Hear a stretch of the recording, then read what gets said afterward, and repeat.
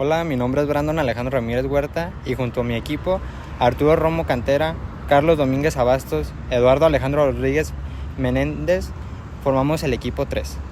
Vamos a hablar sobre el embargo y la inmunidad de depósitos bancarios. Del embargo, en el ámbito fiscal, el embargo es una medida cautelar de la autoridad como el SAT puede tomar para asegurar el cobro de una deuda tributaria. Este procedimiento se utiliza como un contribuyente no ha cumplido con obligaciones fiscales, como el pago de impuestos, y la autoridad considera que existen elementos que justifiquen la necesidad de garantizar el cumplimiento de la deuda. En el artículo 63 se regula el embargo de salarios y otros ingresos del contribuyente. En casos de embargo de salarios se establece que un porcentaje que la autoridad pueda retener de los ingresos del trabajador sin que afecte su subsistencia básica. En el artículo 66 se mencionan las reglas específicas para realizar un embargo de cuentas bancarias o otros bienes específicos, como vehículos e inmuebles. En el artículo 151, en este artículo se permite a las autoridades fiscales embargar bienes del contribuyente para cubrir deudas fiscales, incluyendo cuentas bancarias y seguro. Las entidades financieras están a cargo de informar tanto a la autoridad como al contribuyente del embargo. El embargo de depósitos o seguros que no sean mayores del monto del crédito fiscal actualizado y accesorios legales no procederán del embargo en ningún caso. Continuando con el tema de la exposición, voy a hablarles acerca de las disposiciones generales del embargo fundamentadas en el Código Fiscal de la Federación.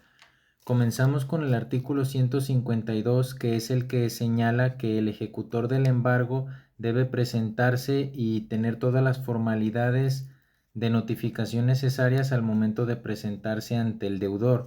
En el artículo 153 se menciona la figura de los depositarios, que son personas establecidas en ley que la autoridad designa para ser guardianes o custodios de los bienes embargados mientras se realizan los procedimientos correspondientes. También este artículo menciona que esos depositarios pueden ser reasignados o cambiados a criterio de la autoridad fiscal.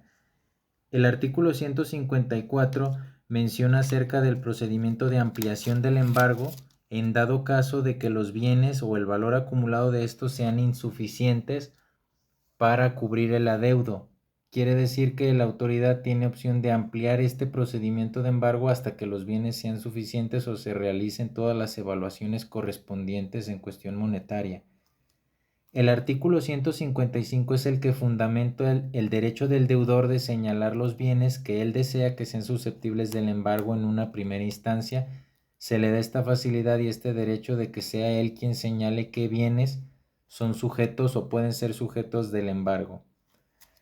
Continuando con el siguiente tema, el artículo 157 es el que menciona los bienes que son exentos del embargo. En primer lugar estaría el lecho cotidiano y los vestidos del deudor y sus familiares, quiere decir la ropa, artefactos de uso común, de uso diario, son exentos del embargo. En la segunda fracción se menciona que los muebles de uso indispensable para la vida cotidiana también son exentos del embargo. Fracción número 3 nos menciona que los útiles o el mobiliario indispensable para la realización de su profesión también son exentos del embargo. La fracción 4 menciona la maquinaria o enseres necesarios para realizar su actividad económica también son exentos del embargo, ya que esto le imposibilitaría seguir continuando con sus actividades. La fracción quinta nos habla de que en dado caso de que el deudor sea parte de los militares o tenga una cuestión militar, las armas, vehículos o caballos militares, cualquier tipo de equipamiento propiedad del ejército que esté en su posesión, también son exentos del embargo conforme a las leyes vigentes. La fracción número 6 nos menciona que también los granos, mientras estos no hayan sido cosechados, son exentos del embargo. También el derecho de usufructo, pero no los frutos de este en cuestión de las rentas o cobro de algún tipo de derecho. También el patrimonio de la familia en los términos que establezcan las leyes. Se refiere, por ejemplo, a casas o propiedades en ciertas especificaciones que la ley establece, también son exentos del embargo. Los sueldos y salarios brutos que perciba un asalariado también. Las pensiones, los ejidos, los terrenos ejidales, aunque el deudor esté involucrado, también son exentos del embargo. Y por último, los depósitos que una persona tenga en sus cuentas individuales de ahorro para el retiro son exentas del embargo hasta por un monto de 20 salarios mínimos elevados al año en cuestión de sus aportaciones voluntarias. El siguiente artículo, el 159, nos menciona qué pasa cuando los bienes embargados son susceptibles de que ya han sido embargados o está en disputa con alguna otra autoridad o particular. El caso, por ejemplo, si hubiera un bien hipotecado y el banco ya hubiera aclarado propiedad sobre él o posesión sobre él, según la ley, la autoridad fiscal tiene la preferencia de considerarlos como parte del embargo y ya correspondería a estas otras autoridades o a estos otros particulares demostrar ante las autoridades fiscales mediante la documentación legal que lo fundamente el hecho de que es de ellos y que no es susceptible del embargo, pero en un primer instante se menciona en este artículo que es la autoridad fiscal la que obtiene la prioridad en esto y los demás tienen que ser notificados, los demás acreedores tienen que ser notificados del procedimiento de embargo y demostrarle a las autoridades que son ellos los que cuentan con la propiedad o posesión en ese momento. El siguiente punto es el procedimiento de embargo según el Código Fiscal de la Federación, que tiene 5 pasos. El primer paso sería la notificación de la deuda, ya comenzado el proceso administrativo de ejecución, después de realizar todas las aclaraciones pertinentes ante el SAT y demás. Si no se llega a un acuerdo, no se pagan las cuotas, el SAT emitirá esta notificación de la deuda. Después se emitirá una orden de embargo ya formal. Después se realizará la diligencia de embargo. En esta misma entra en el paso donde se realiza el inventario de los bienes susceptibles del embargo.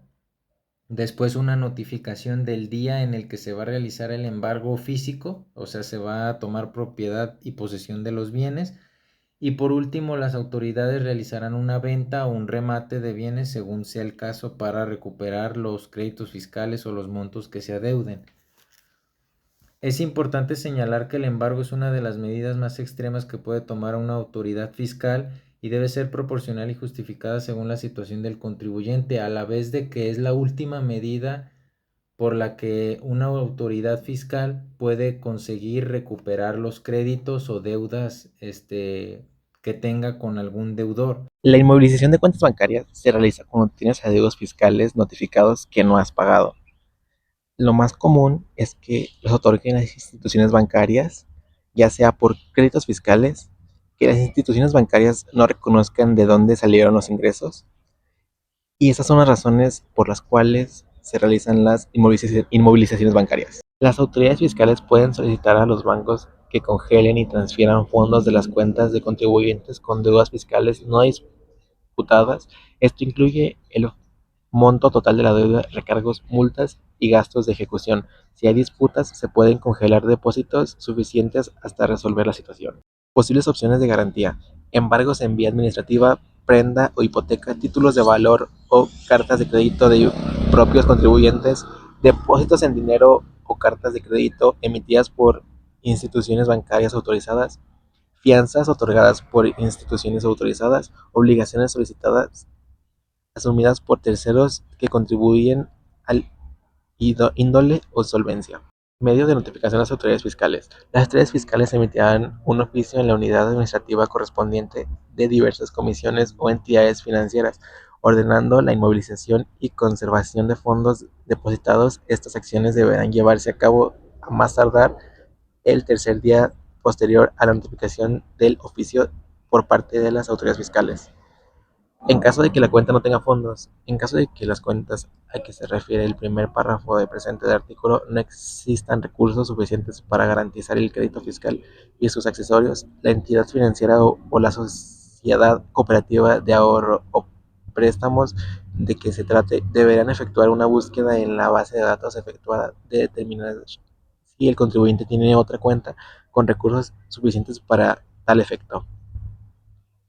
En caso de garantías ofrecidas, las autoridades deberán resolver y notificar al contribuyente sobre la admisión o rechazo de la gratificación o el requerimiento de requisitos adicionales dentro de un plazo máximo de 5 días siguientes a la presentación de la garantía. En caso de garantías ofrecidas, la autoridad tendrá la obligación de comunicar a la entidad financiera o a la sociedad cooperativa de ahorro y préstamo el sentido de la resolución, enviándole copia de la misma dentro del plazo de 5 días siguientes a aquel en que se haya notificado dicha resolución al contribuyente.